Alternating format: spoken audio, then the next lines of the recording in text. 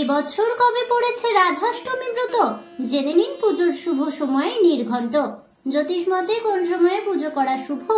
কেন করবেন রাধাষ্টমী ব্রত? জন্মাষ্টমী করলে অবশ্যই করণীয় রাধাষ্টমী। তৈরি হচ্ছে দুই শুভ যোগ। সবটাই জেনে নিন বিস্তারিতভাবে আমার আজকের এই ছোট্ট ভিডিও থেকে। নমস্কার বন্ধুরা, অজানার পথের নতুন পর্বে আপনাদের সকলকে স্বাগত জানাই। যুগে যুগে প্রেমের প্রতীক হিসাবে হিন্দু ধর্মে পূজিত হয়ে আসছেন ভগবান শ্রীকৃষ্ণ এবং শ্রীমতী রাধা রানী।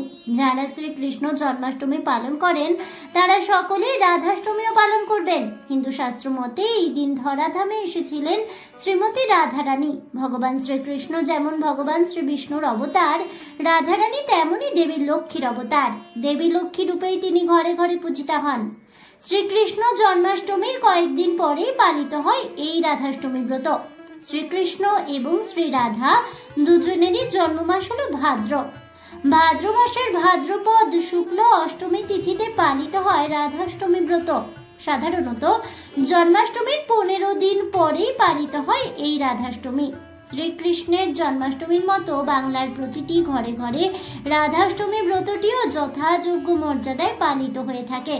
রাধাষ্টমীর দিন উপবাস থেকে রাধিকার চরণ সেবা করেন ভক্তেরা। নানান রকম মিষ্টান্ন, ফলমূল, তালের বড়া, তালের ক্ষীর ইত্যাদি দিয়ে তার আরাধনা করা হয়। রাধাষ্টমী পালনের মধ্যে দিয়ে সনাতন হিন্দু ধর্মের সমানাধিকারের কথা বলা হয়। শ্রীকৃষ্ণ যেমন ঘরের ছেলে রূপে পূজিত হন, শ্রী রাধা তেমনই ঘরের মেয়ে রূপে পূজা পেয়ে থাকেন ভক্তদের কাছে। আর মাত্র কয়েকদিন পরেই রাধাষ্টমী। পবিত্র এই দিনে তৈরি হতে চলেছে জ্যোতিষ শাস্ত্রের এক মহাযোগ। কবে পড়েছে রাধাষ্টমী? রাধা অষ্টমীর শুভ যোগ কতক্ষণ থাকছে?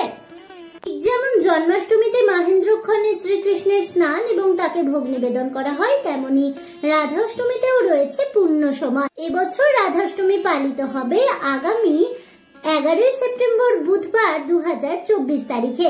এবছর রাধাষ্টমীর দিনে রবি যোগ তৈরি হচ্ছে। এই বিশেষ দিন উপলক্ষে ভগবান শ্রীকৃষ্ণ শ্রীমতী রাধা রানীর বিশেষ পুজো করার কথা বলা হয়েছে শাস্ত্রে। প্রতি বছর ভাদ্রপদ মাসের শুক্লপক্ষের অষ্টমী তিথিতে রাধাষ্টমীর উৎসব অত্যন্ত উৎসাহের সাথে পালিত হয়। ধর্মীয় বিশ্বাস অনুসারে ভাদ্রপদ মাসের শুক্লপক্ষের অষ্টমী তিথিতে রাধা রানীর জন্ম হয় বার্সানায়। রাধাষ্টমী রাধা জয়ন্তী নামেও অধিক পরিচিত। রাধাষ্টমী তিথি শুরু হচ্ছে ভাদ্রপদ মাসের শুক্লপক্ষের আগামী 10 সেপ্টেম্বর মঙ্গলবার 2024 তারিখে। সময় রাত 11:11 থেকে। ভাদ্রপদ মাসের শুক্লপক্ষের অষ্টমী তিথিটি শেষ হবে আগামী 11 সেপ্টেম্বর বুধবার রাত 11:46 উদয়া তিথি অনুযায়ী 11 সেপ্টেম্বর রাধাষ্টমীর পবিত্র উৎসব ব্রতটি পালিত হবে সারা দেশ জুড়ে। রাধাষ্টমী পুজোর শুভ মুহূর্ত। রাধাষ্টমী দিনের পুজোর শুভ সময় হলো সকাল 11:03 থেকে দুপুর 1:32 পর্যন্ত। পুজোর মোট সময়কাল হবে 2 ঘন্টা 29 মিনিট। রাধাষ্টমীতে জ্যৈষ্ঠ নক্ষত্র সকাল থেকে রাত 9:22 পর্যন্ত চলবে। এরপর শুরু হবে মূলা নক্ষত্র। ওই দিন ব্রহ্ম মুহূর্ত ভোর 4:32 থেকে সকাল 5:18 পর্যন্ত। রাধা অষ্টমীর দিনে অভিজিৎ মুহূর্ত নেই। 2024 সালের রাধা অষ্টমীতে দুটি শুভ যোগ রয়েছে। এবছর রাধা অষ্টমীর দিনে যে দুটি শুভ যোগ তৈরি হচ্ছে সেটি হলো একটি রবি যোগ, অপরটি আয়ুষ্মান যোগ। রাধা অষ্টমীতে সকাল থেকে রাত 11:55 পর্যন্ত প্রীতি যোগ চলবে। এরপরে আয়ুষ্মান যোগ গঠিত হবে। রাধা অষ্টমীর পুজো হবে প্রীতি যোগে। রাত্রি 9:22 রবি যোগ গঠিত হবে এবং 12 সেপ্টেম্বর সকাল 6:05 পর্যন্ত তা চলবে। বলা হচ্ছে এই সময়কালে পুজো করলে ফল পাবেন দ্বিগুণ। অষ্টকাল হিসেবে বিবেচনা করা হচ্ছে এই সময়টিকে। রাধাষ্টমীতে 11 সেপ্টেম্বর সকাল থেকে রাত পর্যন্ত থাকছে প্রীতি যোগ। এ সময়ে শ্রী লক্ষ্মী দেবীর পুজো করলে প্রেম ভালোবাসায় পরিপূর্ণ হবে সংসার। অন্যদিকে অষ্টমী ছেড়ে যাওয়ার পরেও থাকছে এক শুভ যোগ। রাত 9:22 তৈরি হচ্ছে রবি যোগ, যার স্থায়িত্ব 12 সেপ্টেম্বর সকাল 10:05 পর্যন্ত। অনেকে 12 সেপ্টেম্বর সকাল পর্যন্ত পুজো করার সুযোগ পাবেন। আপনিও কি করেছেন জন্মাষ্টমী? তবে শ্রীকৃষ্ণের প্রিয়তমা রাধারানীর অষ্টমী পুজো করতে ভুলবেন না যেন। কারণ কথিত আছে জন্মাষ্টমী ব্রত পালনের সম্পূর্ণ ফল পেতে গেলে অবশ্যই রাধাষ্টমীতে শ্রীমতী রাধারানীর পুজো করা বাঞ্ছনীয়।